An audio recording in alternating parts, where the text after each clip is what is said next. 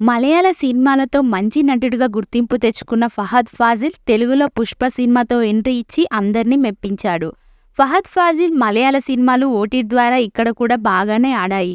తెలుగులో కూడా అతనికి అభిమానులు ఉన్నారు. త్వరలో పుష్ప 2 సినిమాతో మళ్లీ తెలుగు ప్రేక్షకుల ముందుకు రానున్నారు.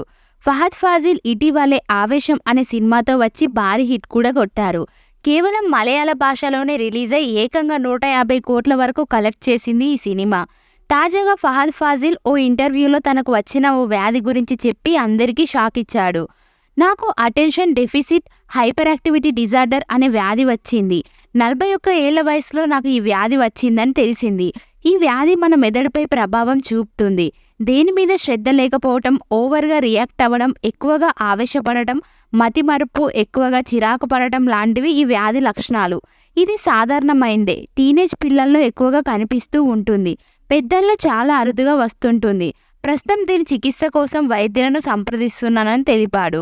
అయితే ఇది అంత భయపడాల్సిన వ్యాధి ఏం కాదు. సాధారణంగా ఎక్కువ మందికి ఉండే లక్షణాలే అని ఫహద్ ఫాజిల్ తెలిపాడు. దీంతో ఆయన అభిమానులు పలువురు నెటిజన్లు ఫహద్ ఫాజిల్ దీని నుంచి త్వరగా కోలుకోవాలని కామెంట్ చేస్తున్నారు.